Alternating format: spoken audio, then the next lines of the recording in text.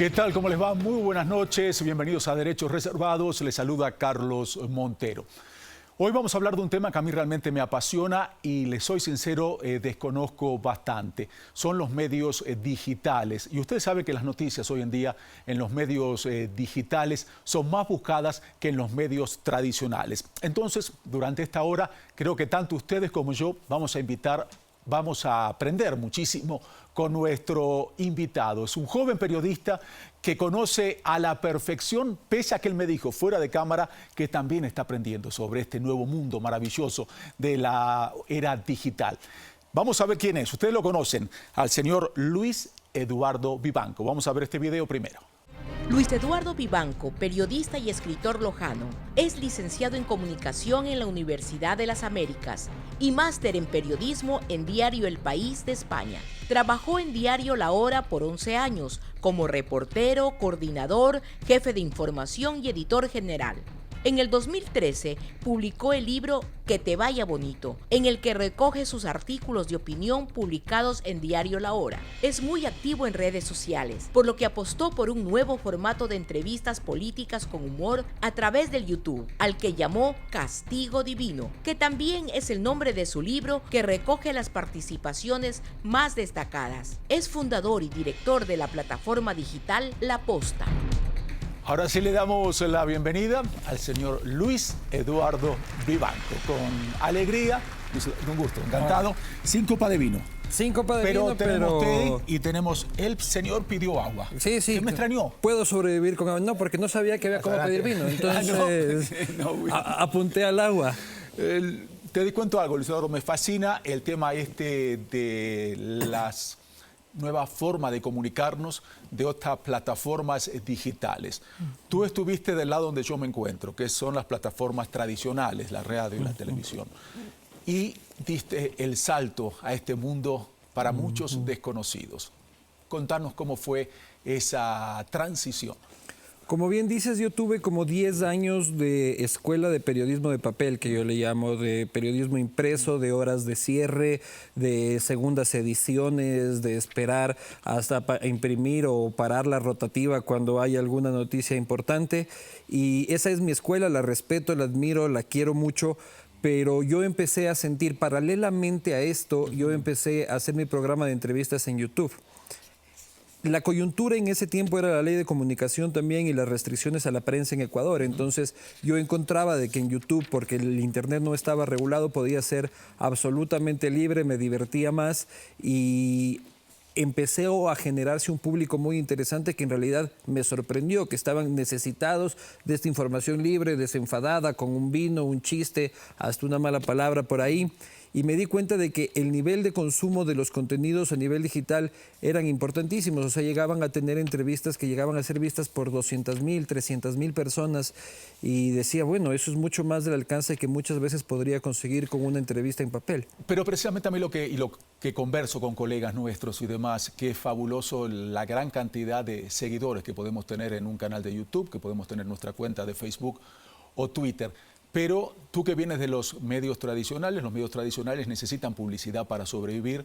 Y nosotros también. Pero por supuesto, ¿cómo se plasma eso? ¿Cómo logran los ingresos? Yo al principio en el programa de entrevistas empecé yo invitando a un político con una botella de vino tapada a la marca y luego me acercaba a las marcas y les decía, ¿sabes qué? Voy a hacer un programa en un bar con un político y vamos a tomar vino. Entonces el dueño de la marca me decía, a ver, tú me estás diciendo que vas a emborrachar a un político, vas a hablar mal de Correa y vas a consumir licor mientras eso sucede. Y yo, bueno, eso más o menos es lo que estoy planificando. Pero luego las marcas y los auspiciantes se dieron cuenta de que era un producto que funcionaba y por suerte fueron apostando por el programa hasta que se hizo sustentable. Tanto marcas públicas como marcas privadas han ido permitiendo que en el caso del programa no solo se realice en Quito, sino también se realice 2 veces al mes en Guayaquil y 1 vez en Cuenca. Tú sabes que en Argentina forma de hacer publicidad, que le dice publicidad no tradicional, se está utilizando también en los medios tradicionales, en los canales abiertos. Tenés aquí el té y te auspicia una empresa de té y es lo que estás viviendo. Pero tú estabas en los, que me parece bien lo que me dices, medios tradicionales, que respetas, aprendiste, pero cambias a este nuevo océano digital, que es una forma distinta de hacer periodismo. ¿Cuáles son los puntos que encuentras que son más dispares de lo que era antes a lo que estás haciendo en estos momentos? Bueno, primero yo decido ya lanzarme por completo y no solo hacer las entrevistas en la noche y hago una plataforma completa. Primero también por una necesidad que decía yo, hasta probarme a mí mismo hasta dónde puedo llegar fundando algo yo, o sea, crear yo desde cero algo. Puedes, Luis, tú generar empresa, puedes tú generar un proyecto nuevo y tenía que probarme eso absolutamente, ¿no? Y de ahí la diferencia son los tiempos, son tiempos absolutamente distintos. Con el papel que con lo digital, la inmediatez es mucho más potente. Es mucho más potente ahora, a pesar de que nuestra plataforma no es una plataforma de breaking news, de la noticia está pasando por este momento, sino es más de explicar lo que está pasando, porque creo que también el mercado de los breaking news ya está saturado en este país por los propios medios tradicionales en Internet, pero lo que falta en este país es quienes expliquen las cosas de manera irreverente. También tengo mucha más libertad en cuanto al uso del lenguaje, tengo mucho más libertad en cuanto a los mecanismos y las plataformas en cómo llegar. Entonces, por ejemplo, en un medio tradicional, yo para explicar la deuda externa necesitaba una página entera con términos aburridos y que no sé cuánta gente me leía. Ahora lo puedo hacer en un video de 3 minutos con chistes y meterlo al negro de WhatsApp en la mitad y la mayor cantidad de gente entendió eso mismo en 3 minutos que le hubiese costado leerse 4 veces una página en un medio tradicional. Tú decías de los breaking news, que hoy en día los medios tradicionales somos los que dominamos, pero creo que no estoy de acuerdo contigo en ese sentido, porque nosotros, por ejemplo, la CNN durante mucho tiempo, el objetivo nuestro era ser los primeros. Hoy en día, para la CNN es imposible ser el primero porque la información sale mucho más rápido en los medios digitales. Entonces, lo que busca un medio como la CNN, voy a decir nosotros la CNN, pese a que no trabajo más en la CNN, pero se me escapa porque después de 21 años uno tiene la camiseta. La CNN ahora no puede ser el primero y como otros medios tradicionales importantes, entonces lo que buscan es que la información que sale no el primero. Sea la información correcta, información veraz, porque hoy en día en las redes sociales encontrás mucha información que no sabes de dónde proviene. Hay mucha basura, exactamente. Sí. Nosotros tratamos tampoco de ser los primeros, si es que somos los primeros en buena hora, tratamos de ser los primeros no en el breaking news, sino en algún reportaje o en algún tema de investigación puntual nuestro, ¿no? Y de ahí tratamos de la noticia explicarla en sencillo. O salgo yo con mi socio y lo explicamos en 5 minutos entre broma y broma y la gente entiende mucho más. Entonces yo creo que se ha logrado por el tono y por el formato algo que para mí es la recompensa más grande que yo suelo recibir. O sea, voy a dar una charla en una universidad y se te acerca un estudiante de 19, de 20 años y te dice, Luis, la única forma que tengo para entender de política son tus entrevistas, son tus cápsulas. Y eso es importante porque se logra lo que mi objetivo final es traer las cosas importantes, decodificarlas, ponerles humor para que lleguen a la gente normal, porque la gente normal es la que tiene que estar informada para tomar mejores decisiones y al final de cuentas ir cada 4 años a una urna y tomar una mejor decisión. Y mucha de esta gente joven que te sigue en este programa tienen participación. Distintos estudiantes te van a hacer preguntas y esta que te va a hacer uno de ellos tiene que ver con las redes sociales, que sé que sos muy activo. Escuchémoslo.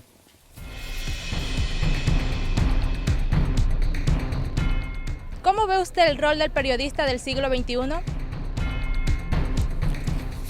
Lo veo claro, porque yo creo que el periodista actual, la gente ya no está en búsqueda del periodista perfecto, sin alusiones personales, del bien internado, que desde un noticiero nocturno riega su verdad sobre un pueblo ignorante y cavernícola, ¿no? Que fue lo que funcionó y estuvo muy bien. Y una vez más repito que admiro y respeto a todas las figuras del periodismo tradicional, absolutamente, pero creo que ya la gente de ya pasó de ese formato. Ahora busca un periodista mucho más cercano, un periodista que se sube en bus, y un periodista que le duele la pierna, un periodista que se siente mal del estómago, pero que es mucho más transparente y mucho más cercano. Entonces creo que por ahí va el periodista del siglo XXI, ya de construir este hombre perfecto que sabe todas las noticias y que es el poseedor de la verdad absoluta, al tipo que trabaja periodísticamente, no tuerce los hechos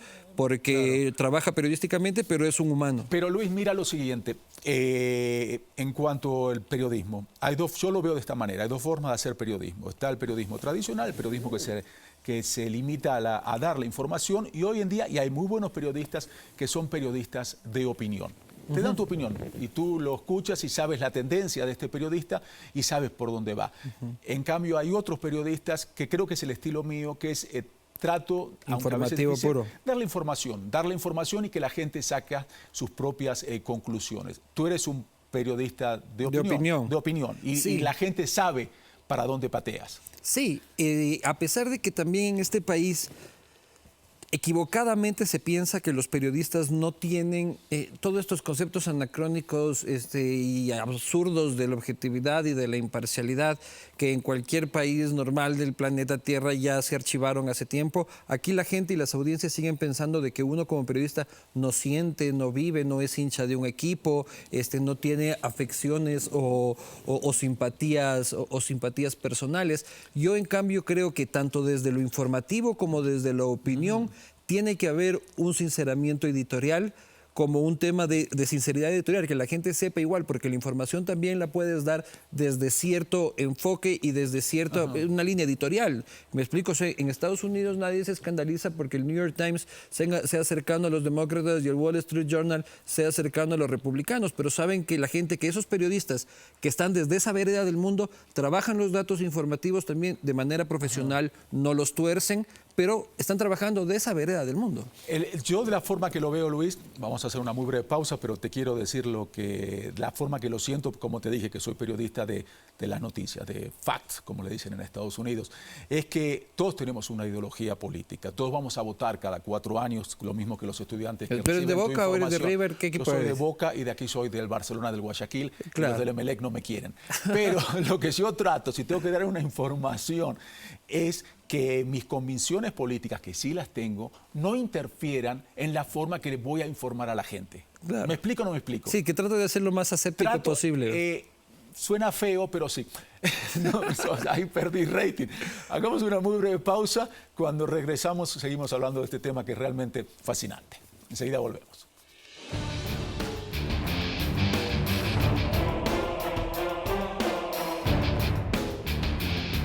Seguimos aquí en Derechos Reservados, conversando con Luis Eduardo Vivanco, conversando precisamente de este fenómeno que es el mundo cibernético, el mundo digital.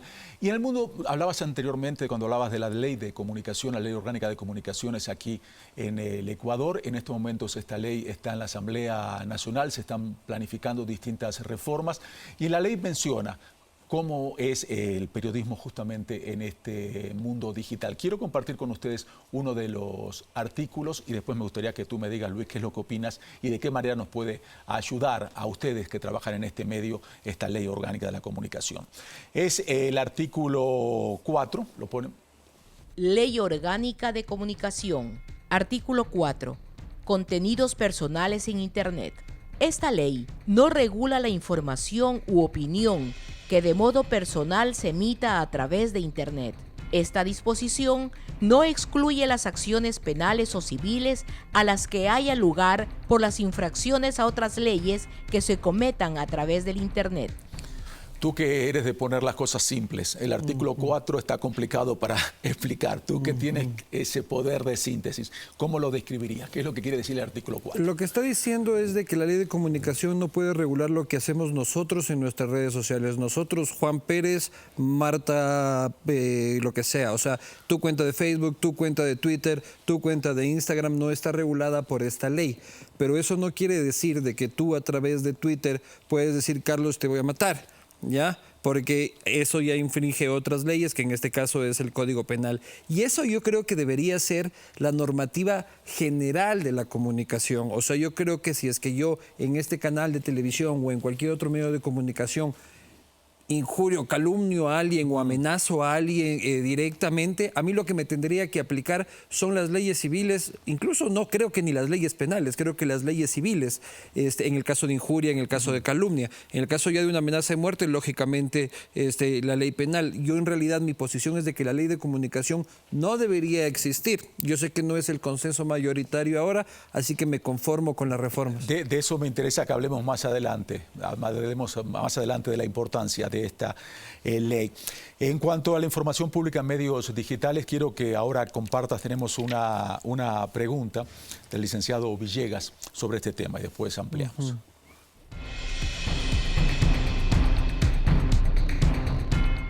¿Qué papel juega la libertad de contenidos en medios digitales? Yo creo que juega un papel absoluto. Yo creo que el Internet es un sinónimo de libertad. Yo creo que cualquier tipo de restricción al Internet está mal, porque a la final el Internet siempre va a buscar los mecanismos para hallar la libertad. O sea, tú ves gobiernos como el chino, como el cubano, que con ese poder que tienen de control no logran restringir el acceso de sus ciudadanos a Google, a Facebook, y tú te encuentras un chino en Shanghái que está navegando en Facebook a través de un VPN de lo más feliz de la vida. Entonces, a la final el Internet siempre encuentra el camino de la libertad por más restricciones. Y yo creo que los medios digitales son sinónimo de eso. O sea, durante el correísmo, por ejemplo, que no se vivía el ambiente que se vive ahora. Yo nunca había pisado este canal de televisión en los días, y era imposible, era meterme en la cueva del oso. Durante todo ese tiempo fue Internet también uno de los grandes baluartes de la libertad, donde se expusieron muchísimos casos de corrupción que no podían exponerse en los medios tradicionales, no por falta de ganas, sino porque estábamos constantemente perseguidos y teniendo que ir a la Superintendencia de Comunicación más que a la casa de mis padres. No, hay un ejemplo en lo cuanto tú dices del poder de las redes sociales en la primavera árabe en el Medio Oriente. La gente se congregaba y se trataba de salir a las calles a través de las redes sociales y los gobiernos trataban de frenarlo de alguna manera, pero claro, no podían, era imposible. Y también un fenómeno que también se da aquí en Latinoamérica, la gente trata de movilizarse, los estudiantes, a través de las redes sociales cuando no encuentran. Pero también tiene el efecto, muchas veces el efecto contrario. Yo aplaudo cuando las redes sociales funcionan como un mecanismo de organización ciudadana para hechos encomiables como los que estamos diciendo ahorita, pero también funciona mucho para el activismo de sofá, ¿no? O sea, hay mucha gente que cree que hizo patria porque mandó un tuit, entonces ya mandé el tuit quejándome del gobierno y ya soy Simón Bolívar. Pero Luis, no solamente la gente, hoy en día los políticos también utilizan las redes sociales. En Estados Unidos, por ejemplo, el presidente Donald Trump gobierna en Twitter. Gobierna en Twitter y tiene que salir al día siguiente su secretaria de prensa para tratar de clarificar lo que quiso decir en Twitter el presidente estadounidense. No solamente él, muchos presidentes. ¿De qué manera tú crees que los políticos utilizan esto? Aquí Correa destituía la cúpula militar con un tuit. Aquí teníamos un ministro del Interior que hoy es asambleísta que sentenciaba a la gente a través de un tuit. O sea, no sé si conoces tú, pero acá falleció una diva de la tecnocumbia y entonces el entonces ministro del Interior dijo que era un femicidio ese mismo día y los jueces tuvieron que empujar esa teoría a toda costa. Yo creo que son nuevos tiempos, también creo que los políticos que no saben utilizar los medios, las redes sociales, están completamente fuera de juego. Hay políticos que creen que lo tienen que utilizar como cualquier persona o que se lo entregan al sobrino ya porque el sobrino sabe utilizar Instagram y no lo utilizan profesionalmente. Un político que no utiliza profesionalmente sus redes sociales es un político que no tiene ninguna perspectiva de aquí a las elecciones de mañana, peor a las elecciones de dentro de 10 años. Quiero ver una cita tuya, lo tenemos en video, y después, porque también está este tipo de las redes sociales y hablabas antes de las amenazas que se pueden recibir. Es un video sobre una cita que tú dijiste, si los periodistas tenemos miedo, pero seguimos dando la cara.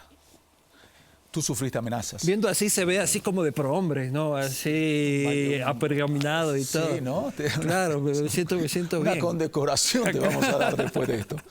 No, lo que yo digo es de que, por ejemplo, durante todo este tiempo que pasamos, y en general esta es una profesión en la que yo no les creo a los periodistas que dicen no tengo miedo. O sea, no, que el miedo no existe, que vamos para adelante, que tal y cual.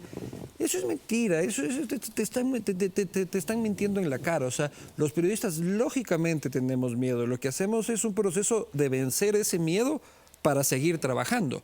O sea, normalmente, durante estos últimos 10 años tuvimos miedo, pero a pesar de ese miedo nos enfrentábamos y decíamos la verdad. Si un periodista va a una zona de guerra, lógicamente tiene algo de miedo, pero logra vencer ese miedo para poder reportar. O sea, lo otro ya es un tema temerario que si es que no tiene miedo, pues ya tiene un tema psicológico que tratarlo, ¿no? A mí lo que me molesta, Luis, antes de una pausa te quiero dar este comentario, es los periodistas que utilizan justamente estas redes sociales, porque como lo dijiste antes muy bien, ¿no? Que tal vez una persona desde su casa mandando un tuit dice que está haciendo patria, y también una persona tal vez que está en el living de su casa acusa y amenaza a un periodista, y este periodista aprovecha de esa situación y se quiere convertir en mártir, diciendo, sí, soy víctima. Y sabes que muchas veces, indudablemente hay que preocuparse y hay que estar atento a lo que te dicen, pero muchas veces esas amenazas provienen de gente que no tiene nada mejor que hacer en su casa y deciden mandar un tuit. Sobre eso, yo te digo, durante 10 años, durante los 10 últimos años, yo he sido blanco de amenazas, acusaciones, insultos a través de redes sociales. Y como que al principio me preocupaba cuando esto era nuevo, luego ya fue como lluvia, ¿no? Como ir llover, o sea, no me llamaba la atención, incluso cuando alguno me dejaba de insultar por durante mucho tiempo ya lo extrañaba, ese pequeño troll, dónde también estará, qué será de su vida. Ajá. Pero en los últimos tiempos, específicamente en las últimas semanas, en mi caso, ya pasaron una barrera. Me explico, ya no es el insulto, la amenaza de si te veo te pego, que es normal, que me gustaría encontrarte para caerte a patadas, que es normal, que eres un hijo de la CIA y un perro de fulano, que es normal. Pero en las últimas semanas empezaron a exponer la dirección de mi casa, empezaron a montar fotos de mi casa, empezaron a decir que iban a ir a mi casa a quemarla y a enfrentar a mi familia. Entonces, esa vez sí dieron un pasito más allá y por eso lo denuncié en Fiscalía. Hablamos ya de contenidos y perfecto. Bueno, hagamos si les parece, una breve pausa y regresamos para seguir hablando de este tema. Enseguida regresamos aquí a Derechos Reservados.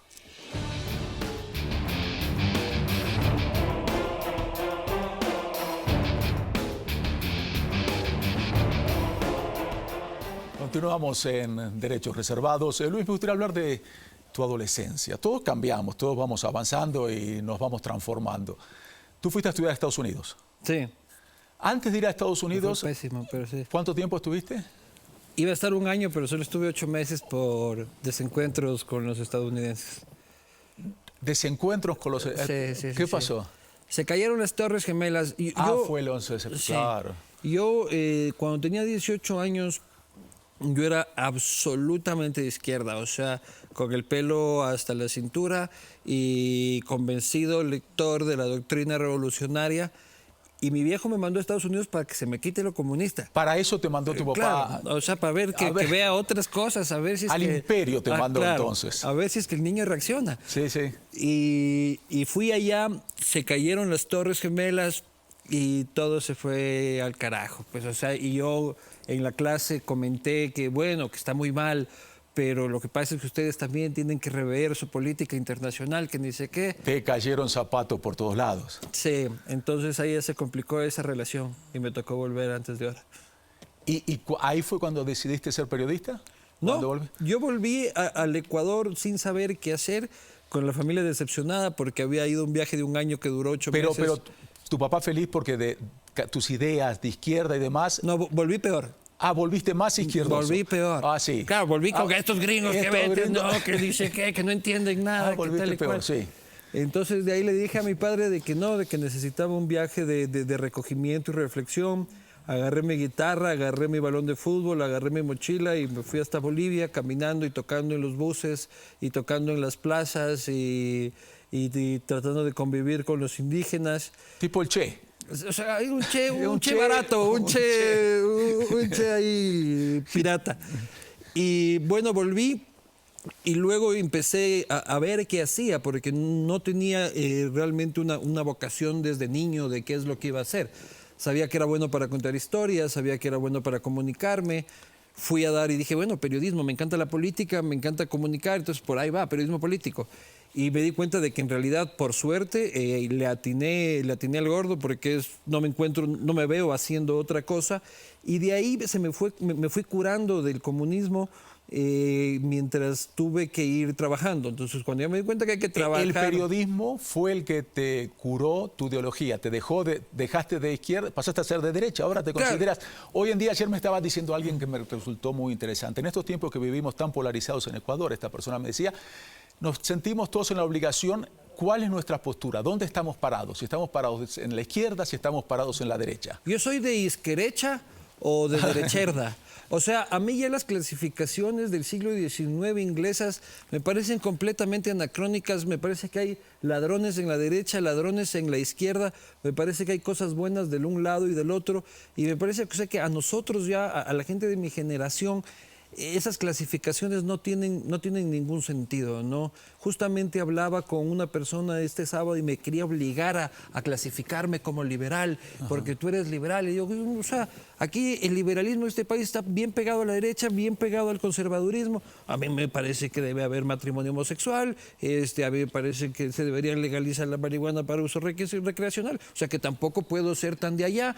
O sea, pero en cambio creo absolutamente en la libertad de empresa, en potenciar el sector privado. Entonces ya esas clasificaciones terribles, viejas, a mí ya no me cuadran. Entonces con los tiempos, cuando me di cuenta de que había que trabajar, de que ya no era tan fácil, de que del Estado llueven las cosas, ya me di cuenta de que eso de la izquierda era bastante bluff y que había que romperse el lomo para salir adelante. Entonces eso te tira un poco para la derecha, pero siempre he estado ahí jugando en el medio campo. Pero en esa época de estudiante, ¿recibiste una amenaza de muerte seria?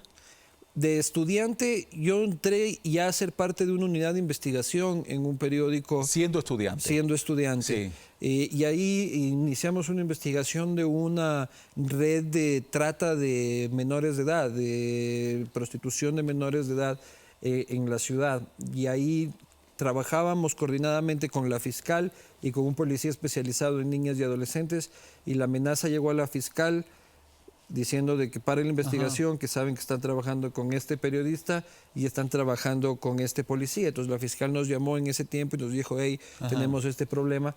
Y yo me acuerdo haber regresado a casa muy orgulloso y decirle a mi mamá, primera amenaza de muerte que tengo por mi trabajo. ¿Qué edad tenías? Habré tenido unos 22 años, muy 21 joven. Años. Entonces yo estaba orgullosísimo, llegaba con mi medalla a la casa y reunía a mi padre y a mi madre a decirle, me han amenazado de muerte. ¿Y tu madre y tu padre qué te decía? A ellos no les causó ninguna gracia. Me imagino, ¿no? No les causó ninguna gracia porque la investigación seguía en curso, ¿no? Entonces yo justamente esa noche o la noche siguiente tuve que ir a hacer unas fotos en unos lugares, porque había que entrar a los lugares fingiendo ser cliente, para demostrar, fingiendo ser cliente y meterte en esos sitios. Entonces, les preocupaba porque la investigación seguía en curso, pero yo me sentía absolutamente halagado por la amenaza. Me decías anteriormente de que hoy en día no te gusta clasificar derecha o izquierda, pero en los medios estamos muy polarizados. En los medios hay un término que se utiliza muchísimo, creo que también lo utilizan aquí en el Ecuador, que es el periodismo militante. Periodismo militante. En Argentina está muy de moda el término y genera muchas fricciones. ¿Tú crees que hacer periodismo es también hacer una forma de política? Absolutamente. Yo creo que ¿Piensas que sí? Yo creo que se hace ¿Estás política. de acuerdo entonces con el periodismo militante? No, déjame desarrollar un poco más la idea. Yo creo que se hace política directa o indirectamente. Con el periodismo haces política porque generas el debate de la discusión política y estás participando en el quehacer político indiscutiblemente. De ahí el periodismo militante radical es el que en cierta medida ya no me cuadra. Me explico, cuando ya funcionan como plataformas de un partido. por decírtelo así, o sea, como Público, La Tuerca en España o Telesur con el régimen venezolano. Pero de ahí, repito, o sea, hay una gama de grises en la mitad en la que puedes tener un medio de comunicación que tiene una posición fija y clara ante la vida. O sea, yo soy absolutamente anticorreísta. Yo tengo mis intereses, en el buen sentido de la palabra, en las que me interesa una sociedad libre, una sociedad educada, una sociedad con libertad de empresa. Si es que eso me clasifica o no me clasifica en ningún lado, pues no me importa en realidad. Lo que quiero es que mi audiencia sepa que los hechos los voy a cuidar como cristales, no los voy a torcer para que funcionen en conveniencia de mi posición ideológica o de mi posición, pero lógicamente que yo tengo una posición ante la vida. Me gusta el uno, no me gusta el otro, y prefiero que la gente lo sepa. O sea, yo creo que este periodismo aséptico ya es lo que hablábamos antes, ¿no? Pero o sea, la gente ya quiere saber es muy difícil entrevistar a los políticos. Tú lo haces de una manera muy especial en Castigo Divino. Pasaron prácticamente todas las figuras políticas de este país, porque muchas veces el político sabe lo que te quiere decir y sabe cuando le vas a hacer una pregunta comprometedora. Y la labor nuestra, de la forma que yo lo veo, es que tenemos que hacer eso, pero ellos son muy hábiles para tratar de patear la pelota afuera. Tú a través del humor, a través de la forma de periodismo que realizas, puedes saltar esa valla que te presentan los políticos muchas veces que no te dicen. Tienen su discurso y es lo que ellos te quieren decir. Pero previamente, quiero, antes que me respondas, ver parte de tu trabajo para que se vea esta forma especial de hacer periodismo. No sé si acaso tú eras uno de esos jóvenes, mientras yo me levantaba así a correr por las calles de Cuenca, 2.500 metros de altura, tú no pasabas por ahí con la cerveza diciendo ¡salud, salud, campeones! El programa tiene una alta audiencia internacional, tenemos un rating absolutamente alto en un ático de Bélgica. Yo sé muy bien a quién te refieres, que debe ser tu televidente o youtuber número uno. Yo ni siquiera hablé de la ley de comunicación, porque eso era otra cosa. Los pobres artistas nos tenían hablando de una ley que ni siquiera habíamos leído. ¿Qué ingredientes utilizas? ¿Cuál es tu fórmula del éxito? Por ejemplo, cuando inicié, los grandes teóricos de la comunicación y los tradicionalistas decían, ¿qué está haciendo el Vivanco? Eso no es periodismo. ¿Cómo puede ser? Toma vino, dice malas palabras, hace bromas. Eso, ¿cómo puede ser? Eso rompe y no es periodismo. En cambio, yo creo que en mis entrevistas son aún más reveladoras. ¿Por qué? Porque como tú dices, el periodista, el político que va a las entrevistas de la mañana, va ensayando toda la noche con su consultor político qué decir, cómo decir, perfectamente internado, perfectamente peinado. En cambio, en mis entrevistas, primero tengo la gran herramienta del vino, que funciona perfectamente para ir rompiendo estas armaduras.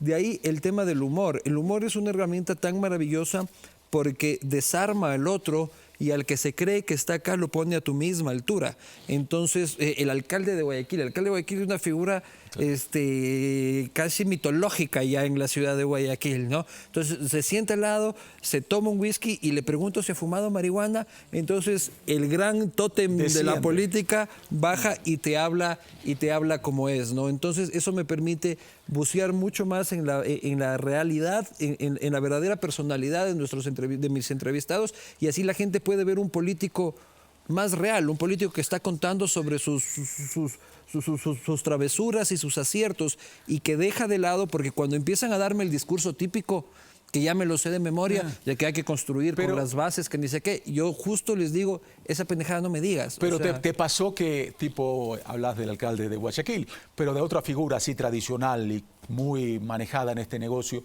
que te dijo, no, hay temas que no hablamos, ¿qué te importa si yo fumé marihuana o no fumé marihuana, o qué te importa tal tema personal? ¿Te puso alguien en tu lugar como si dices, no, esto no quiero, esta forma de hacer periodismo no me interesa? Hay dos cosas: si es que no le interesa, no acepta la entrevista, porque ya sabe dónde van. Claro. No es pasaba por aquí, por favor, y quiere ser entrevistado. Y segundo, hay veces de mis invitados que me dicen, y tengo concesiones muy pequeñas, por ejemplo, que me dicen, yo no me meto en la vida sexual y privada de la gente, ¿no? O sea, porque no quisiera que se metan en mi bragueta, yo no me meto en la bragueta de nadie. Entonces, hay invitados que me dicen, ¿sabes qué? me estoy divorciando y quisiera esa parte, y digo, tranquilo, en eso no me meto. ¿Ya? Pero de ahí el único desencuentro que tuve fue con un abogado guayaquileño que se llama Jaime Toral Salamea, que tiene una fama bastante polémica, por no decir peligrosa. Él es la única persona que se ha levantado de mis entrevistas y se ha ido insultándome a mí y hasta de todo me dijo. Pero esa fue la única vez que... sola, que está bien. Sí, es la única de 150, 200 entrevistas. Otro de tus proyectos muy comentados, también muy polémicos, es La Posta. La Posta es una plataforma mucho más amplia, o sea, viendo que había público, dejé el periódico y construí sobre el castigo una plataforma mucho más amplia que tiene ahora varios productos que utilizan más o menos el mismo tono. Eso no quiere decir que estamos tomando vino todo el día y haciendo todo con vino. Eso es el castigo divino. Pero lo que tratamos de hacer una plataforma con periodismo absolutamente irreverente, joven, con formatos nuevos, y vamos 10 meses y en realidad la gente lo ha tomado con muchísimo cariño. ¿Por qué no me explicas lo que es ahí vemos uno, el hashtag, el numeral, que se utiliza muchísimo? ¿Cuál es el motivo? ¿El objetivo? Sí, el objetivo. ¿Qué es lo que poniendo para que la gente encuentre la información? El objetivo es posicionar un tema en redes sociales. Entonces la gente puede luego buscar... topic, claro, que está tan de moda. La gente luego logra buscar todo lo que esa palabra generó discusión alrededor de ese tema. Entonces, por ejemplo, hashtag derechos reservados. Entonces vos tratas de posicionar ese hashtag y así la audiencia puede poner solo el hashtag y puede ver todo lo que se ha generado alrededor de derechos reservados. Puede poner lo que yo he comentado, lo que ha comentado otro, lo que ha comentado otro entrevistado, lo que comentas tú. Entonces sirve como para unificar el centro del debate. Esa es la idea de esto. Una vez que me tocó presentar Miss Ecuador, indudablemente estaban todos buscando el hashtag de Miss Ecuador, que estaba sucediendo, y el que fue trending topic fue algo gracioso. Tenía un pañuelo como este, pero en 2 horas, 3 horas de transmisión, ese pañuelo iba creciendo, y el hashtag que se hizo trending topic fue el pañuelo de Montero. Entonces el objetivo es tener hashtag pero bueno. Pero era lo único que se te estaba levantando durante el evento, ¿no es cierto? Sí, no preguntabas me dijiste que no haces esa pregunta, no me engañes. Hagamos una muy breve pausa, no me engañes. Hagamos una muy breve pausa y enseguida regresamos con mucho más.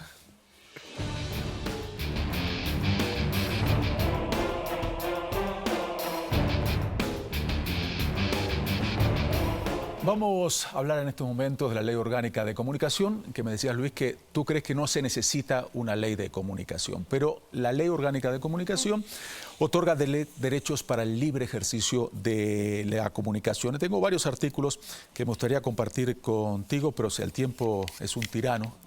Y vamos con el artículo 18, que dice lo siguiente, que tiene que ver con un tema que también es delicado, la censura previa. Ley Orgánica de Comunicación. Artículo 18. Prohibición de censura previa. Los medios de comunicación tienen el deber de cubrir y difundir los hechos de interés público. La omisión deliberada y recurrente de la difusión de temas de interés público constituye un acto de censura previa. El tema lo conoces, lo sufriste, ¿no es así? 2 veces. Un medio, sí, 2 veces. Esto es una ridiculez que no tiene presentación en ningún país democrático de Occidente. O sea, lo que te están diciendo ahí es de que eres responsable hasta de lo que no dices, ¿ya? Porque ellos lo consideran censura previa, porque lo consideran ellos. Entonces, ¿qué pasó? En nuestro caso, en el diario, un político, un alcalde correísta del sur del país hizo una fiesta política para enaltecer su imagen. No cubrimos ese evento y fuimos sancionados por no cubrir. O sea, y ya te sancionaban por lo que escribías, por lo que escribió un tercero, porque si había un anuncio de la fundación de zapatos de ni sé qué, el responsable era uno, y también te sancionaban por lo que no habías cubierto. Y de ahí el caso luego ejemplar es de que no se le dio espacio al panfleto de Página 12 en las últimas elecciones, y se sancionó a 7 medios de comunicación por no hacerse eco de una campaña política orquestada desde un periodicucho argentino. Pero entonces, que no nos escuche la nata que se va a molestar. Pero, él se refiere en peores términos, ¿no? Ahora de página 12. No, pero lo siguiente, decías que no estás de acuerdo, que no crees que sea necesaria una ley orgánica, pero entonces, por lo que me estás diciendo de estos puntos y demás, ¿estás de acuerdo con estas reformas que se están analizando en la Asamblea Nacional? Si va a haber una ley orgánica, tiene que haber reformas a la original. Absolutamente. Yo me conformo, como acá decimos, peor es nada. Es peor es nada. Yo estoy de acuerdo con que se elimine la Superintendencia de Comunicación, porque fue una institución que se creó sin debate previo, de la noche a la mañana la metieron ahí. Tengo miedo de que cómo se van a pasar esas competencias a la Defensoría del Pueblo y no estemos creando otra superintendencia. Me parece bien que se retire el tema del linchamiento mediático. Me parece que la discusión todavía está la ley todavía está en discusión y en construcción. Me preocupa ambigüedades en algunos artículos que parece que podrían dar paso a una interpretación de que meta los contenidos periodísticos digitales en la bolsa, cosa que no estaba regulado ni en el correísmo. Eso me preocupa. Cada que converso con alguien, estuve con la presidenta de la Asamblea, le dije, eso me preocupa. Para colmo asoman supuestos representantes del periodismo digital en la Asamblea diciendo, inclúyase al periodismo digital en la ley. No, muchas gracias. ¿No te parece ¿para eso? qué vamos a ampliar el nivel de restricciones? Si es que por Constitución tenemos que tener una ley de comunicación, hagamos una ley de comunicación con el mismo espectro, lo más democrática posible, lo más bien que apoya la libertad de expresión y no ampliemos el nivel de restricción. Quiero que veas ahora el artículo 2. El artículo 2 dice lo siguiente, vamos a verlo en pantalla, yo les leo, que es la obligación de observar estrictamente los principios internacionales y constitucionales referidos en el ejercicio de la comunicación. Esa es una de las reformas que estamos hablando. Claro, o sea, tiene que observar, o sea, tiene que ser una legislación acorde a los principios de derechos humanos interamericanos. Eso fue lo que no fue durante mucho tiempo y por eso habían todas las observaciones de la Comisión Interamericana de Derechos Humanos a la propia ley. Entonces, lógicamente, si es que vamos a hacer una ley de comunicación, tiene que ir acorde con la legislación internacional de derechos humanos que ha aprobado el Estado. O sea, eso no está en discusión en ningún país racional, solo en este. Solo en Ecuador. Y mira lo que te quieren preguntar ahora en video. ¿Cómo define la postura de los medios de comunicación que informan sesgadamente? Sesgadamente. Lo que pasa es que hay que ver qué quiere decir sesgadamente para alguien, ¿no? O sea, me parece que es un término absolutamente subjetivo. Si es que hay algún... Yo digo que, o sea, también hay gente que hace porquerías en los medios de comunicación, ¿no? Como también hay gente que hace porquerías en las carnicerías, como gente que hace porquerías en la política o taxistas de lo peor, ¿ya? Tampoco hay como defender a todos. Pero el sesgo, y la palabra, el sesgo es una palabra demasiado subjetiva, porque también si es que no va acorde con tus necesidades informativas, acorde a tus necesidades informativas ideológicas, puedes calificar a una información de sesgada. Incluso en este país hasta la opinión fue criticada por su simple existencia. O sea, el gobierno y el poder decía de que los medios no podían opinar, solo tenían que informar. Entonces, estos conceptos están absolutamente confundidos, intercambiados. Entonces, lo que diga la señorita, con mucho respeto, de qué es una información para ella sesgada, seguramente no es para ti, o no es para él, o no es para ¿no? De ahí, si es que se actúa con mala fe, ya eso es otra cosa. Indudablemente que hay mala fe muchas veces en el periodismo, y uno de los temas que vamos a analizar en este ciclo es que el periodismo militante, que lo hablabas, que tú me dices que estás en contra, muchas veces el periodista militante maneja información sesgada, porque hay información que tú puedes ampliar, que puedes destacar, y hay otra información que puedes no darle la importancia que se merece. Pero yo creo que la gente sabe, y a mí, ¿sabes lo que, Luis, me estoy dando cuenta? Que muchas veces la gente en estos momentos, tal vez tú en las redes se ve distinto, la gente está tratando de seguir a los periodistas o a los medios que están de acuerdo con lo que ellos piensan.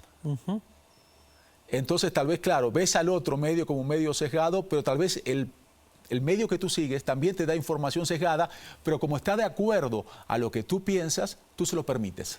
Pero mira, los ejemplos que tú diste son de sociedades que han quedado o que están absolutamente polarizadas y que son las sociedades que sufrieron la peste del bolivarianismo durante la última década, ¿no? Entonces tú dices Argentina, están súper divididos, que tal cual, pasaron por ese proceso terrible. Acá igual, entonces son procesos políticos que dejaron a la sociedad, como estrategia política, dejaron a la sociedad dividida, ¿ya? Tan dividida que entre primos no se hablan, que entre hermanos no se hablan. Entonces, eso también se refleja en todos los aspectos de la sociedad y entre esos, tu credibilidad o no credibilidad a un medio.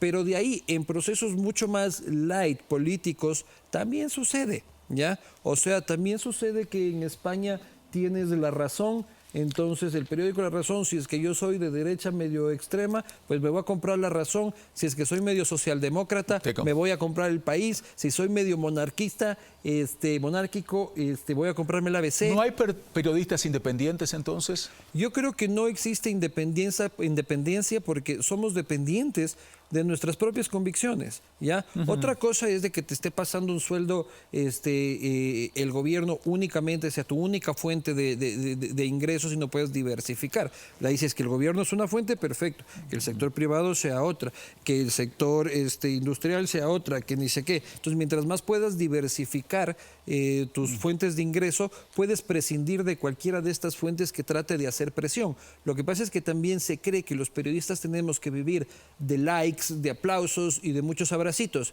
y yo no puedo cenar de abracitos. Entonces, la mejor forma para tener una libertad de expresión vital, viva, es tener medios de comunicación estables financieramente, y eso es lo que no entienden. Creen que los medios no tienen que hacer dinero, más bien todo lo contrario, tienen que hacer dinero porque eso los hace mucho más independientes, porque si es que viene luego la cadena de supermercados X y te dice, oye, no publiques esto, le puedes decir a la cadena de supermercados X, váyase por ahí. Esa es la puerta. Bueno, tú, por ejemplo, hablamos antes del periodo de las promociones no tradicionales, la publicidad no tradicional. Tú dependes mucho de eso.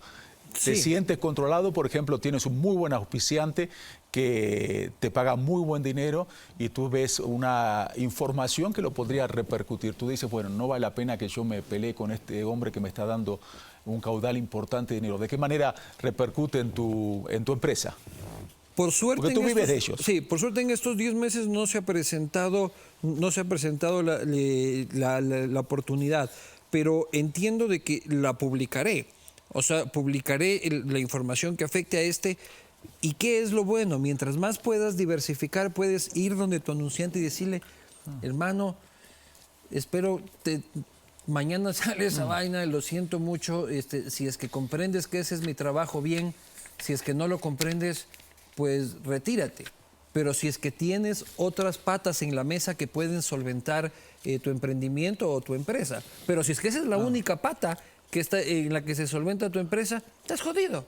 Entonces, si es que vos le puedes decir a este gran anunciante... Tú, por ejemplo, no te pasó, pero si tú tenías un solo auspiciante, ¿tú lo sacrificarías o tendrías que decir, bueno, voy a mirar hacia otro lado? Depende, es que la situación es absolutamente irreal, ¿no es cierto? O sea, si yo te digo, tienes solo este anunciante y tienes 4 empleados, 2 de esas están embarazadas y la otra tiene a la madre enferma en el hospital. O sea, generar un escenario así es complicado, y también tenemos que ver cuál es el nivel de importancia de la noticia tal. ¿Me explico? Claro. O sea, una cosa es, hay este problema porque encontraron, tienes una empresa de supermercados que es tu anunciante y encontraron una cucaracha dentro de una salsa de tomate. Ya. La otra es que se lava dinero ahí o cualquier otra cosa. ¿Tú ¿no? crees, Luis, que la democracia se ve afectada por el mal periodismo? Yo creo que el periodismo es un instrumento para fortalecer la democracia, sí, y creo que el mal periodismo afecta a la democracia. Lo que me preocupa es quién define qué es mal periodismo y qué es buen periodismo. Entonces, ahí ya viene la complicación, porque llegan estos gurús que creen de que todos tenemos que estar viendo en la televisión solo cómo el león mata a la gacela y tenemos que estar viendo reportajes de Nat Geo durante todo para así culturizarnos y dejar de ser las bestias que somos. eso ya como que me asusta, ¿no? Entonces la gente que dice, los programas de farándula no deben existir, son una porquería, telebasura. Sí, pero cambia de canal, pues, ¿me explico? O sea, cambia de canal y se acabó el problema. Pero estos grandes reyes moralistas que dicen que está bien y que está mal, son tan peligrosos como un chimpancé con navaja. Luis, fue un gusto. Un placer. Gracias por estar con nosotros. Una breve, se nos va el tiempo. ¿Volverías a los medios tradicionales? ¿Te ves? Sí, o sea, sí, depende. O sea, yo veo a mi emprendimiento periodístico de aquí a 20 años más fuerte que la CNN, pero si es que no sucede, pues lógicamente volveré a lo que tradicional. se logre, ojalá que sí. Luis, muy amable, Ojalá. muchísimas gracias a ustedes por habernos acompañado esta noche. Les deseo que pasen una excelente noche y nos vemos muy pronto.